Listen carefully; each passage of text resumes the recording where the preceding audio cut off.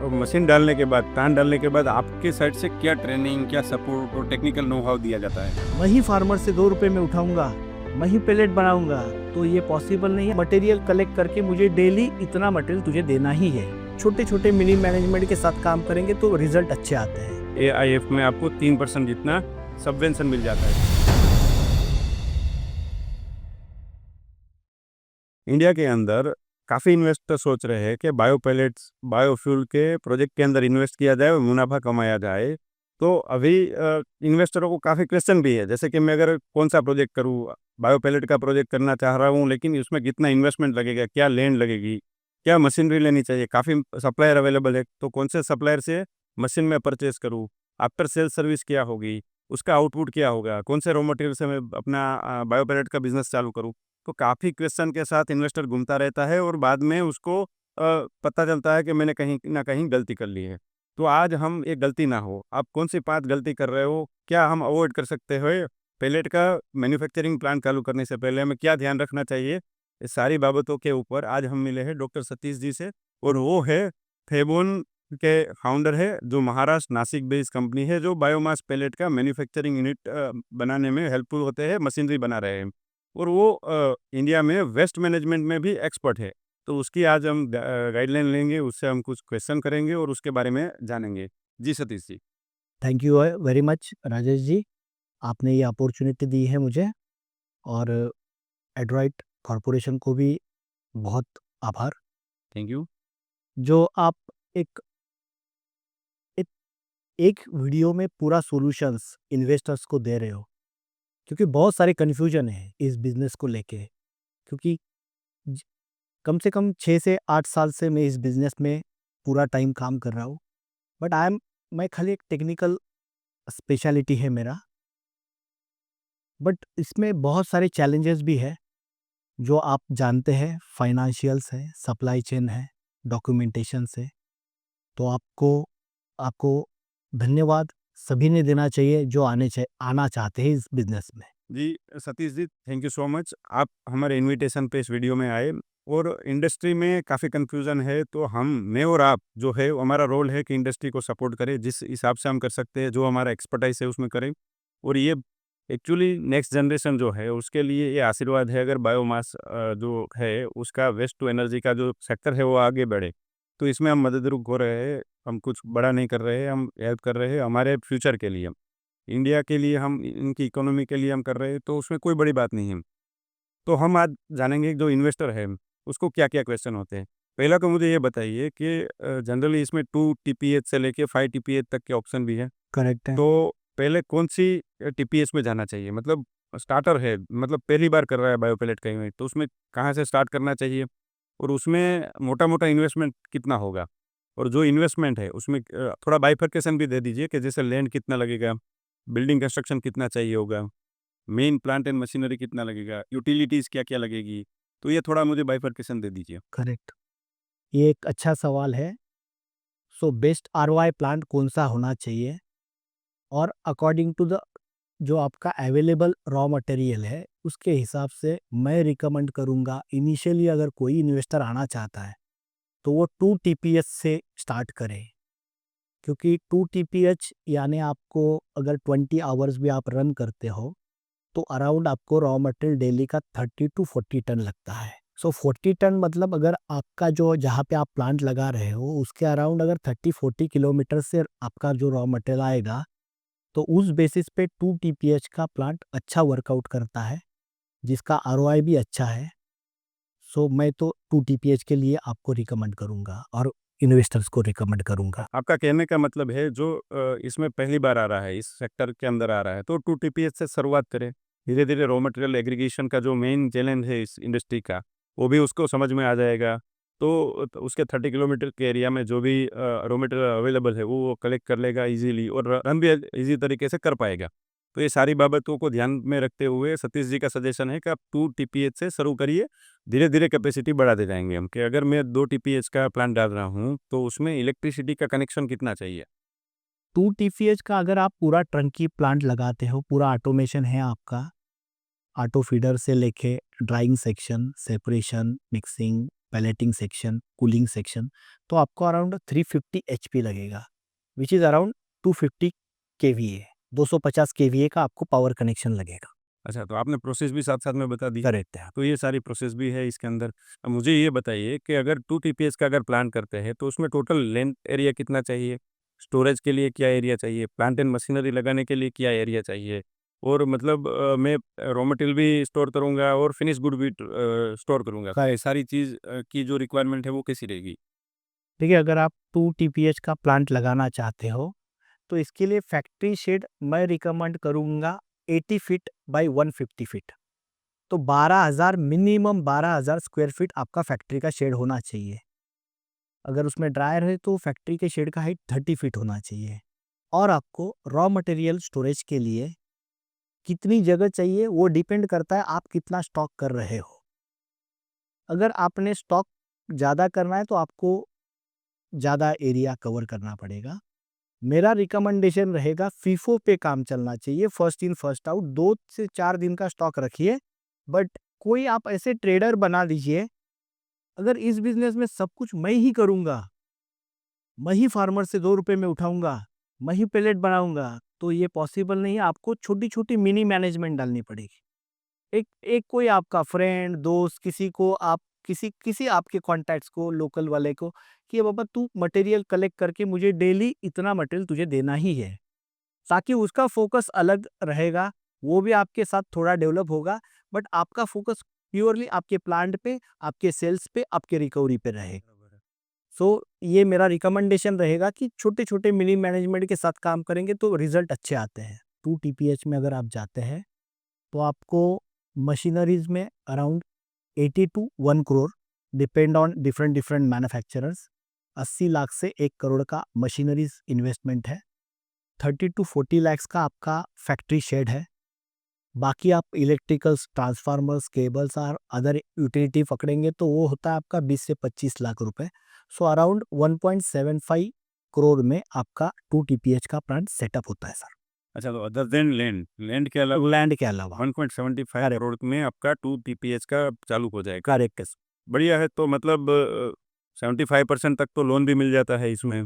तो करीबन 25% ये आपको डालना है, मतलब 30-40 लाख लेके बैठे हो, तो आप ये 2 टीपीएच का प्लांट आराम से कर सकते हो। करेक्ट, अच्छा, इसमें सर जो रॉ मटेरियल है, आपने बोला कि 32 टन के आजू-बाजू रॉ मटेरियल कलेक्ट करना है, तो आउटपुट 2 टीपीएच आ जाएगा इसमें। करेक्ट है। लेकिन रॉ मटेरियल में क्या-क्या चीज़ इसमें चलेगी? क्या ध्यान रखना चाहिए? मतलब जो इन्वेस्टर जहाँ पे लोकेटेड है, उसको क्या देख के और कौन-सी मशीनरी डालनी चाहिए? क्या मशीनरी डालनी चाहिए? तो ये सारी बाबतों पे आप क्या कहेंगे? करेक्ट। अभी बायोफ्यूल मतलब बायोमास पैलेट्स, ये बनते हैं एग्रीकल्चरल वेस्ट से। और एग्रीकल्चरल वेस्ट मतलब लो बल्क डेंसिटी मटेरियल जो हल्का होता है। अगर आप वो 20 टन की ट्रक लोगे तो उसमें वो 5 से 7 टन ही बैठेगा। इसीलिए हमें supply chain of raw material बहुत केयर करना पड़ता है, ताकि उसका रॉ मटेरियल का अगर हमारा सप्लाई चेन कॉस्ट बढ़ गया तो वो अफेक्ट करता है हमारे एक्सवर्क्स कॉस्ट में।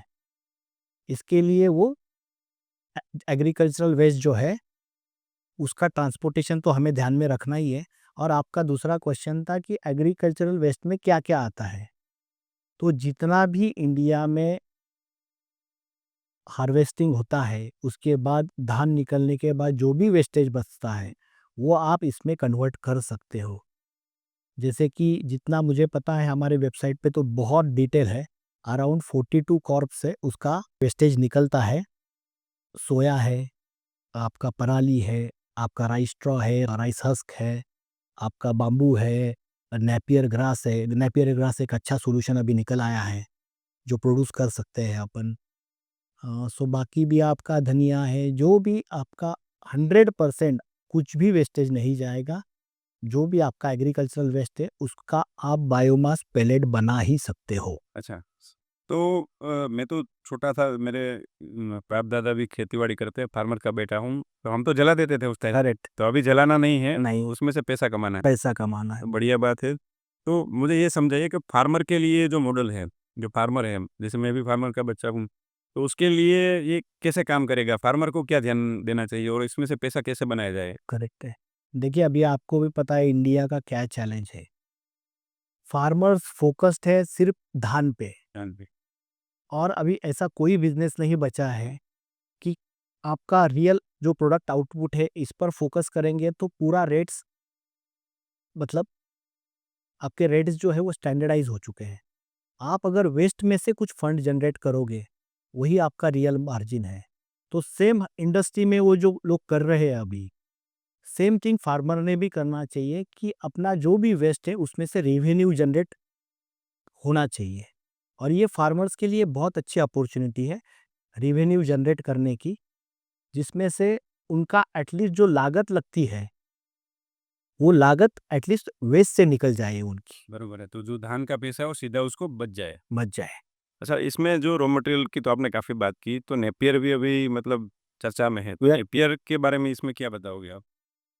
देखिए सर, जिस हिसाब से इंडिया में प्लांट लग रहे हैं, कहीं तो ये सिचुएशन आएगी, रॉ मटेरियल सैचुरेट होता जाएगा।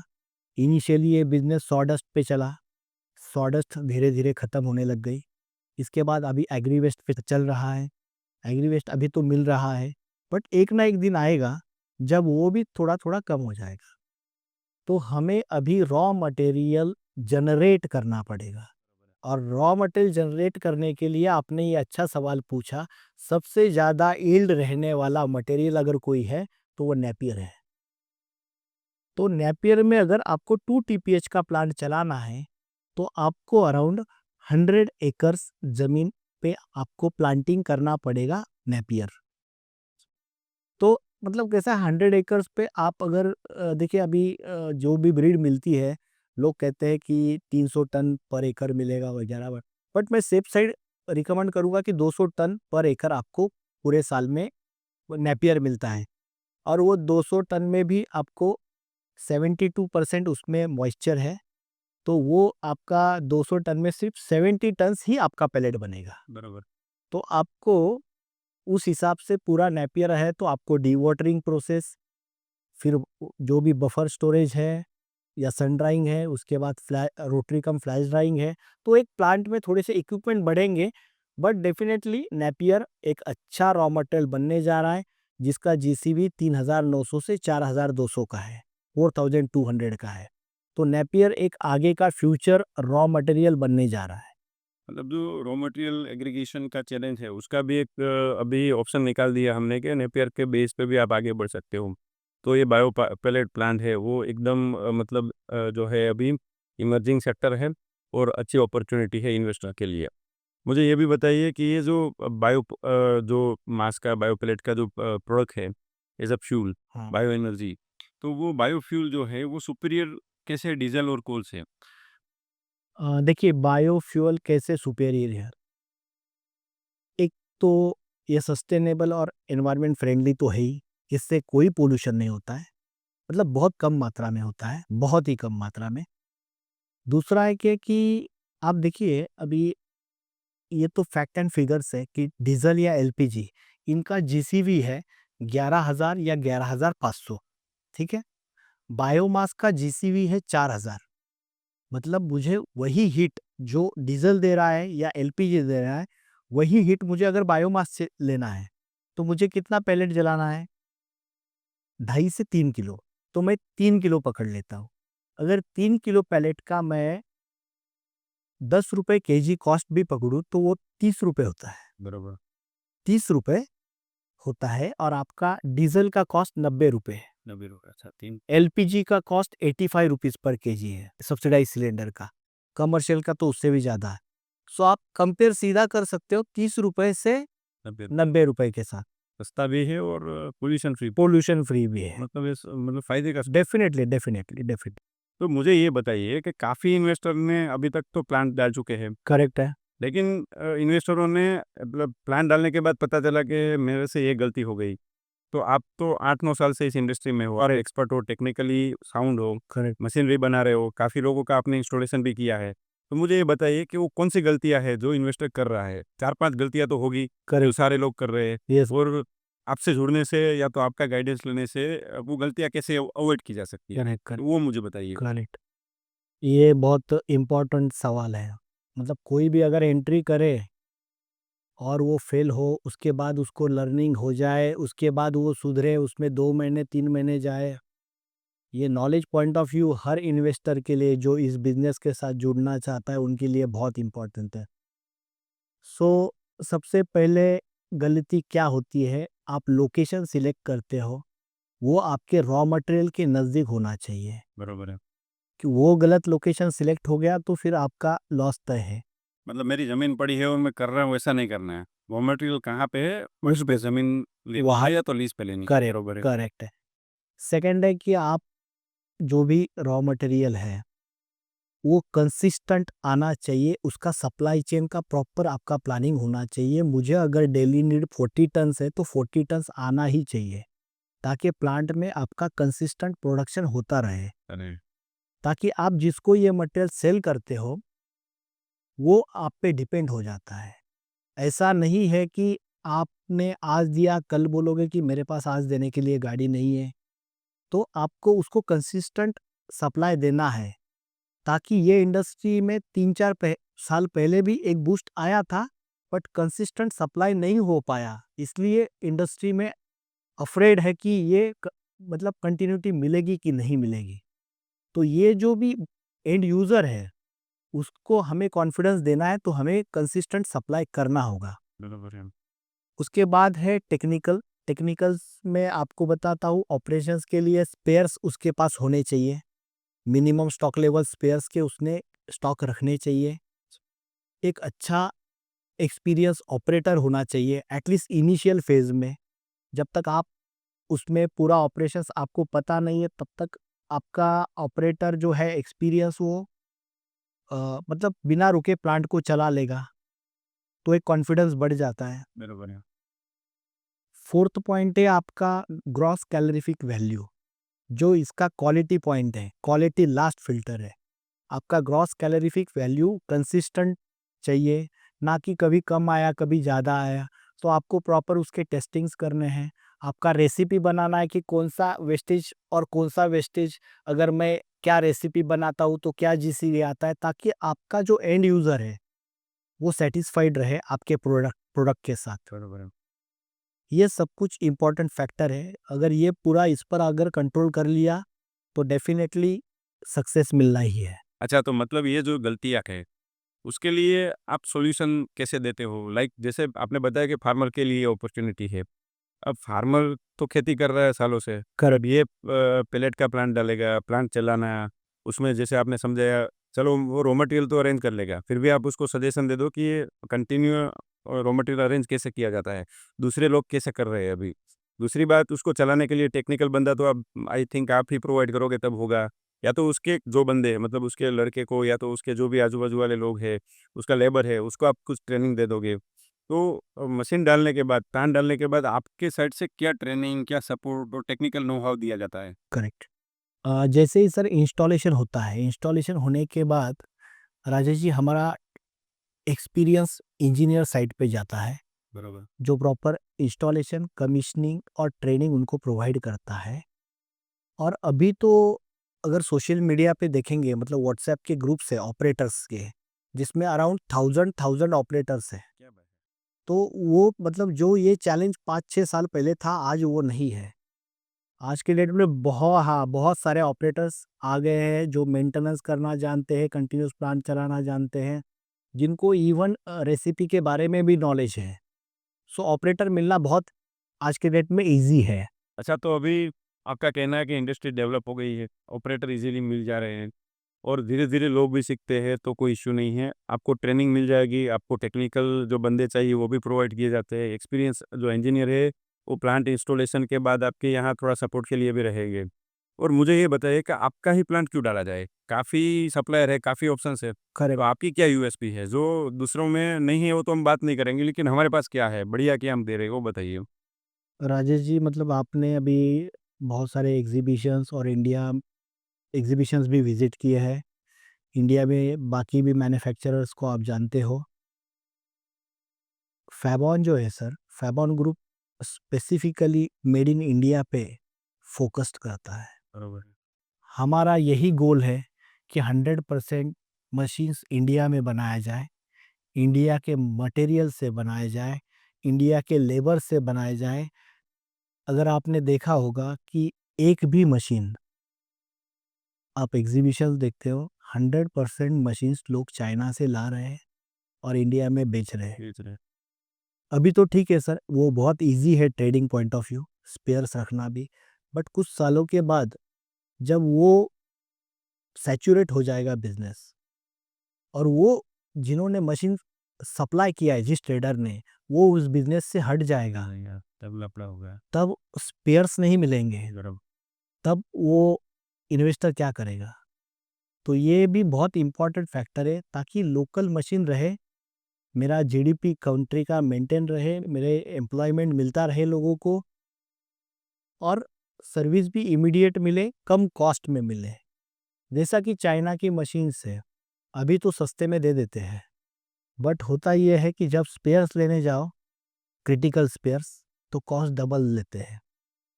और ये भी है कि एक स्पेयर है क्रिटिकल स्पेयर, वो स्टॉक में नहीं है। चाइना से अगर बाई सी मंगाना है, 1000 kg बाई एयर तो नहीं मंगा सकते, इतना खर्चा कौन उठाएगा? बाई सी आएगा तो वो आने में 1 से 2 महीने लगेंगे, तब तक हम लोग प्लांट बंद नहीं रख सकते। तो इस चैलेंज को भी इन्वेस्टर्स में ने ध्यान में रखना चाहिए। बराबर, ये बड़ी गलती हो जाएगी। बड़ी गलती हो अब स्पेयर के लिए आपका 2-3 महीना प्लांट बंद हो गया, तो आपने जो ऑर्डर लेके रखे हैं उसको सप्लाई नहीं कर पाओगे, आप स्टक हो जाओगे और इसके लिए आप मतलब मेंटली भी डिस्टर्ब हो जाओगे। डिस्टर्ब हो जाए। तो सही बात है कि अगर मेड इन इंडिया और हमारे जो लोकल बंदे हैं उससे काम हो रहा है तो बाहर क्यों जाना है? और वही क्वालिटी, वही आउटपुट मिल रहा है तो कोई दिक्कत है नहीं।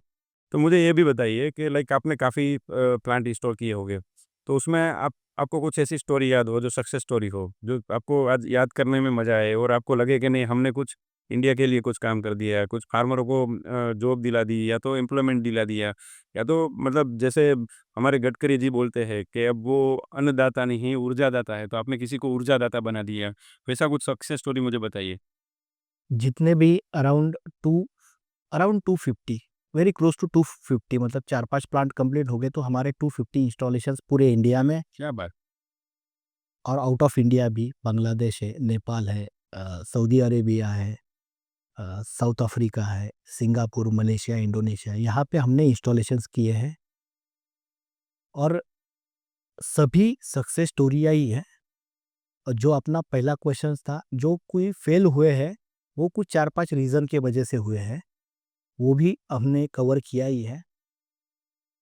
और ये अन्नदाता, ऊर्जादाता, ऑलमोस्ट अभी जितने भी एफपीओज हैं, हम जिनको प्लांट दे रहे हैं स्टेट लेवल पे, लिटरली किसान हैं। जब मेरे पास आते हैं तो कभी-कभी मुझे लगता है कि ये कहाँ से इन्वेस्ट करेंगे? एक गमछा गले में, अब कहाँ-कहाँ से आ रहे हैं इंडिया में, लेकिन 1-1 डेढ़-डेढ़ करोड़ का ऑर्डर दे रहे हैं। मतलब उनका भी कॉन्फिडेंस, क्योंकि कोई तो सक्सेस हुआ है, इसीलिए तो वो भी इन्वेस्टमेंट कर रहे हैं। और ऐसे सक्सेस स्टोरीज, मतलब ऐसे भी मेरे कुछ कस्टमर्स हैं। महाराष्ट्र में मैं मैन बायोफ्यूल्स, सर 1 साल में 100% लोन नील किया है, क्या बात है! 1 साल में। इससे बड़ी सक्सेस स्टोरी वो क्या सकती है? मतलब भी किसान के लिए। 20 घंटा प्लांट चला के, इवन दिवाली के दिन भी प्लांट चालू था। डेडिकेटेड तो है। डेडिकेटेड है, ताकि मतलब वो लत लग गई थी। डेली इनवॉइसिंग हो रहा था, कस्टमर हैप्पी था, कस्टमर को भी डेली सप्लाई हो रहा था। तो 1 साल में उन्होंने पूरा 1 करोड़ नील कर दिया था। बरोबर, बढ़िया। तो जो किसान है उसको तो हमने दिवाली पे खेती करते हुए देखा है, बारिश में काम करते हुए देखा है। पहले के ज़माने में जब बिजली नहीं आती थी तो रात को 2-2 बजे वो पानी बिजली आए तो पानी लगाने के लिए जाते थे खेत में, तो हमने देखा है। और उसको अगर ऐसा अच्छा अपॉर्च्युनिटी मिल रहा है आपके ज़रिए, जो मैन्युफैक्चरिंग प्लांट बना दे, अन्नदाता से ऊर्जादाता बन जाए, तो काम तो कर ही लेगा क्योंकि वो तो हमारा इंडिया का जो किसान है उसके बारे में क्या बोलूँ मैं। तो आप जो गाइड कर रहे हो वो मैं वो बहुत मुझे लग रहा है कि ये ऐसी चर्चा कहीं पे नहीं हुई होगी। एंड में आप कुछ कहना चाहोगे जो मतलब पूरी स्टोरी का मतलब एक फीडबैक हो या कुछ मैसेज देना चाहोगे आप हमारे जो व्यूअर है उसको? देखिए, फ्यूचर फ्यूल यही है। बायोफ्यूल मतलब इसे सिर्फ ऐसा नहीं लेना है कि बिज़नेस, बरोबर। ये बिज़नेस ही नहीं है, ये सेवा है, देश की सेवा है। ये फार्मर की सेवा है, ये एम्प्लॉयमेंट देने का एक ज़रिया है। तो इस बिज़नेस को पैशनेटली करना चाहिए ताकि हमारी कंट्री का जीडीपी बढ़े बरोबर आहे. और एक हम लोग environment friendly sustainable alternative fuel industry को दे। जैसे कि आपका देखिए फ्यूल मतलब इंडस्ट्री पूरा उसके ऊपर डिपेंड है। इंडस्ट्री मतलब 80% फ्यूल पे ही डिपेंड है। तो जितना नमकीन इंडस्ट्रीज, फूड एंड ब्यूरेजेस है, आपका बेकरीज है, एल्यूमिनियम मेल्टिंग है, तो जहाँ जहाँ पे आपका ये तो थर्मल पावर प्लांट एनटीपीसी ये तो है ही, बट छोटे छोटे लोगों को भी टारगेट करना चाहिए जहाँ जहाँ पे ये बिग से बिक सके, जहाँ पे ये हम लोग अल्टरनेटिव सॉल्यूशन दे सके। सो कोयले के लिए अल्टरनेटिव या फिर आपका डीजल के लिए, एलडीओ के लिए, एलपीजी के लिए हमें ये देना चाहिए। जैसे कि आपने देखा भी होगा अभी सीबीजी प्लांट आ रहे हैं, नेपियर से अरे सीबीजी गैस भी जनरेट हो रहा है। तो ऐसे भी कुछ पेट्रोल पंप अभी बनने वाले हैं जहाँ पे सीएनजी मिलेगा, बायो सीएनजी। बाजू में ही नेपियर का खेती रहेगा, वही हार्वेस्ट करो, वही डालो, वही डाइजेशन, वही प्यूरिफिकेशन, वही कॉम्प्रेशन, वही आपका पेट्रोल पंप पे सीएनजी मिलेगा। तो हमें ये सोच रखनी चाहिए। जैसे आपने बोला नितिन गडकरी जी महाराष्ट्र से हमारे, उनका जो थॉट लेवल है वो बहुत ऊपर का है और वो सक्सेस करके दिखाते हैं। बस वैसा ही सबने सोचना चाहिए कि आप 100% के लिए ऑब्जेक्टिव गोल सेट कर दीजिए। हमने 80 भी अचीव कर लिया काम तो ये कंट्री के लिए बहुत बढ़िया रहेगा। बरोबर आहे. तो सतीश जी, जो ये हवन है जिसके अंदर हम कंट्रीब्यूट कर रहे हैं, आप भी कुछ कंट्रीब्यूट कर रहे हो, जो विज़न है नितिन जी का, नितिन गडकरी जी का, इंडिया को और किसानों को ऊर्जादाता बनाने का, अपने जीडीपी में ग्रोथ करने का, और जो एक दूसरा चीज़ भी है विज़न के पीछे कि पोल्यूशन भी घट रहा है यहाँ से, काफ़ी पोल्यूशन कम हो रहा है इसके कारण, और गवर्नमेंट भी धीरे धीरे बायोमास बायो पैलेट को धीरे धीरे फर्जियात कर रही है, काफ़ी इंडस्ट्री में उसने कंपलसरी कर दिया है। तो हम भी इसमें कुछ कंट्रीब्यूट कर रहे हैं, जैसे कि आप अगर बायो पैलेट प्लांट डालना चाहते हो, बायोमास इंडस्ट्री में आना चाहते हो, सीबीजी की बात की तो सीबीजी का भी प्लांट कर रहे हो, तो कुछ भी कर रहे हो तो उसके अंदर आपको क्वेश्चन है कि मेरे को लोन कितना मिलेगा। जब हम फाइनेंशियल इंस्टीट्यूट जैसे कि नेशनलाइज्ड बैंक है, प्राइवेट्स बैंक है, गवर्नमेंट की कुछ बॉडी है जैसे इरडा है, सिडबी है, तो उसमें हम लोन के लिए अप्लाई करने के लिए जाते हैं, तो हमें कुछ प्रिपरेशन करके जाना पड़ता है। लाइक हमारा जो इन्वेस्टर है तो उसका क्या प्रोफाइल है, क्या नेटवर्थ है उसका, उसका एग्जिस्टिंग बिजनेस क्या है, उसका क्या कैश फ्लो है, वो सारी चीज़ देखनी पड़ती है। वो अकॉर्डिंगली हमें वो बैंक सिलेक्ट करनी पड़ती है, और बैंक जो है वो हमें 75% जो हमारा कॉस्ट ऑफ प्रोजेक्ट बनता है, यानी कि लैंड के अलावा जो भी बिल्डिंग कंस्ट्रक्शन है, जो भी हमारा प्लांट एंड मशीनरी है और यूटिलिटीज़ है, उसके ऊपर 75% एज ए टर्म लोन देती है हमें, जिसका रेट ऑफ इंटरेस्ट 8.5% से लेके अभी 10-11% तक का अभी मार्केट में है। अलग अलग बैंक का अलग अलग है और आपकी प्रोफाइल पे डिपेंड करता है। और उसमें वर्किंग कैपिटल भी मिल जाती है, क्योंकि इसमें काफ़ी रॉ मटेरियल में भी इन्वेस्टमेंट है। पैसा आपने कहीं पे माल सप्लाई किया तो 15 दिन के बाद आएगा, 1 महीने के बाद आएगा, तो डेटर्स और स्टॉक में जो इन्वेस्टमेंट है उसके लिए वर्किंग कैपिटल भी दी जाती है। तो फंडिंग आपको कहीं से करवा देंगे, या तो हम आपको गाइड कर देंगे कि आपके एरिया में कैसे फंडिंग लिया जाए। इसके लिए डीपीआर ज़रूरी है तो हम डीपीआर बना देंगे आपको। इसके अलावा इसमें सब्सिडी भी मिल रही है, जिसका बहुत इम्पोर्टेंट रोल है, क्योंकि आपको सब्सिडी दी जाएगी तो एनकरेज होगे आप और इन्वेस्ट करोगे और ये इंडस्ट्री धीरे-धीरे आगे बढ़ेगी।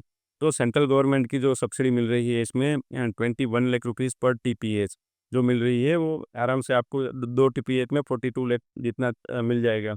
उसके अलावा आपको सेंट्रल गवर्नमेंट का जो एक फंड है, एग्रीकल्चर इंफ्रास्ट्रक्चर फंड बोलते हैं उसको, एआईएफ में आपको 3% जितना सबवेंशन मिल जाता है। जैसे आप मैंने बोला कि 8.5% से लेके 10%, लेकिन ये स्कीम के अंतर्गत आप जाओगे तो 9% से ज़्यादा बैंक आपसे ब्याज नहीं ले सकती है, और इसमें से आपको 3% मिल जाता है सब्सिडी, तो 6% में आपको मिलता है। अगर आपके स्टेट में भी कुछ ना कुछ पॉलिसी है, जैसे गुजरात की मैं बात करूँ तो वहाँ 7% तक इंटरेस्ट सब्सिडी अलग से दी जाती है, स्टैंडर्ड दी है। करेक्ट। तो आपका तो इंटरेस्ट 2% से ज़्यादा लगने वाला ही नहीं है, अगर आप प्लानिंग करके जा रहे हो। आपके स्टेट में सब्सिडी है तो कंबाइंड हो जाएगी। इसके अलावा गुजरात सरकार की मैं बात करूँ अगेन एक एग्जांपल के तौर पे, तो वहाँ 35% कैपिटल सब्सिडी भी दिया जाता है। मतलब 1 करोड़ का अगर इन्वेस्टमेंट है तो 35 लाख तक का आपको मिल सकता है कैपिटल सब्सिडी। 42 लाख देगा सेंट्रल गवर्नमेंट, तो आधा तो आपका ऐसे ही इन्वेस्टमेंट रिकवर हो गया। तो आपके स्टेट में क्या सब्सिडी मिल रही है, कैसे लिया जाए? काफ़ी जो इन्वेस्टर है मतलब काफ़ी जो प्लांट बने और काफ़ी लोग बोलते हैं मेरे को सब्सिडी नहीं मिली क्योंकि उन्होंने गाइडलाइन फॉलो नहीं की है। काफ़ी गलतियाँ कर दी, जैसे प्लांट सिलेक्शन में गलती होती है, वैसे ही ये पेपर वर्क में सब्सिडी के काम में भी गलती करते हैं। जैसे कि मैं एक एग्जांपल से समझाऊँ तो एमएनआरई की जो सब्सिडी है 42 लाख वाली, 21 लाख पर टीपीएच, उसमें एप्लीकेशन एडवांस करना पड़ता है प्रोजेक्ट का कोई भी इन्वेस्टमेंट करने से पहले। तो वो एडवांस नहीं की है, अब पूरा प्लांट बना दिया, मशीनरी इंस्टॉल कर दी, सबको पेमेंट कर दिया, उसके बाद सब्सिडी लेने निकलेंगे तो सब्सिडी शायद नहीं मिल पाएगी आपको। तो ये सारी काफ़ी इसमें गाइडलाइन को फ़ॉलो करना है। बाद में हम बोलते हैं कि सरकार अनाउंस तो करती है लेकिन सब्सिडी दे नहीं रही है, लेकिन गलती हमारी है। हमने गाइडलाइन को समझा नहीं, क्या स्टेप्स मुझे लेने हैं, कैसे लेने हैं, क्या पेपर वर्क करना है, वो सारी चीज़ का कहीं न कहीं इन्वेस्टर को दिक्कत है। तो उसका सॉल्यूशन हम प्रोवाइड करेंगे, आपको गाइड करेंगे, आपको डीपीआर बना देंगे। हमारी वेबसाइट से आपको 2 टीपीएच से लेके 5 टीपीएच तक के जो भी प्लांट बनते हैं, उसके सारे सैंपल प्रोजेक्ट रिपोर्ट मिल जाएँगे। कौन-कौन से स्टेट में क्या-क्या सब्सिडी मिल रही है, उसकी डिटेल मिल जाएगी। तो आप थोड़ा पहले रिसर्च करिए, पूरे बिज़नेस के बारे में समझिए, मशीनरी के बारे में टेक्निकल बाबतें हैं, सतीश जी जैसे जो भी टेक्निकल बंदे हैं, उससे समझिए। उसके बाद प्लांट आप डालोगे तो सक्सेस मिलेगी ही मिलेगी। जी सतीश जी, आप क्या कहोगे इसके ऊपर? राजेश जी, आपका जो रोल है आपकी कंपनी का एंड्रॉयड कॉरपोरेशन, वो बहुत क्रूशियल और बहुत इम्पोर्टेंट है। मैं एक चीज़ भूल गया, जब आपने मुझे वो सवाल किया था कि कहाँ-कहाँ पे फेल्योर्स आए हैं, गए 5-6 साल में मेरे एक्सपीरियंस में। यहाँ पे भी बहुत लोगों ने गलती की है। गलतियाँ ऐसे की है कि ये सब्सिडी का आपने तो बताया पहले अप्लाई करना, बाद में इवन मुझे भी इतना नॉलेज नहीं है। मतलब हम लोग टेक्निकली स्ट्रांग है, बट ये जो डॉक्यूमेंटेशन और पेपर वर्क है, ये इसमें आप जो एफर्ट दे रहे हो या और इसे कैसे दे दे सकते हो, क्योंकि इन्वेस्टर को पता ही नहीं है पेपर वर्क क्या करना है, स्टेट की क्या कंट्रीब्यूशन मिलेगा, आपका सेंटर का क्या कंट्रीब्यूशन मिलेगा। इसके लिए आप जो हम लोग जो मिल के काम कर रहे हैं, वो इन्वेस्टर्स के लिए बहुत फ़ायदेमंद रहेगा, ताकि आप उनको पूरा डॉक्यूमेंटेशन, पेपर वर्क, उनका जो भी इन्वेस्टमेंट है, वो उनको इन्वेस्टमेंट फ्री करोगे, तो वो पूरा फोकस पर कर पाएंगे आपके अपने बिजनेस पे। क्योंकि वो जब भी कोई बिजनेस आपने डाला है, इन्वेस्टमेंट डाला है, तो वो एक प्रेशर रहता है आदमी के ऊपर कि मुझे इतना ईएमआई निकलना ही है, वो एक निगेटिव थॉट में चला जाता है। जब आप उनको ये सॉल्यूशंस प्रोवाइड करोगे, डेफिनेटली वो बहुत कॉन्फिडेंट फील करेगा, क्योंकि उसका अर्निंग बढ़ जाएगा, क्योंकि सब्सिडीज वगैरह मिलने के बाद ईएमआईज कम होगा या टेन्योर कम होगा। जैसे वो फ्री होगा तो और कॉन्फिडेंस से वो काम कर पाएगा। तो मैं तो सभी इन्वेस्टर्स को बोलना चाहूँगा, आप राजेश जी को, एंड्रॉयड कॉर्पोरेशंस को आप कांटेक्ट कीजिए। इनका कंपनी पैन इंडिया काम करता है, सपोर्ट प्रोवाइड करता है। तो आप इनसे कांटेक्ट कीजिए, और आपका जो इनिशियल काम डॉक्यूमेंटेशन का काम है, ये आपका पूरा बर्डन कम कर देंगे, और जो भी आपके फ्यूचर में क्या-क्या प्रॉब्लम्स आ सकते हैं, आप वो पहले ही अवॉइड कर सकते हो। Thank you. Thank you so much Satish ji. मैं हूँ Rajesh Savaniya, CEO and founder of एड्रोड corporation, India's fastest growing project finance and subsidy consultancy firm.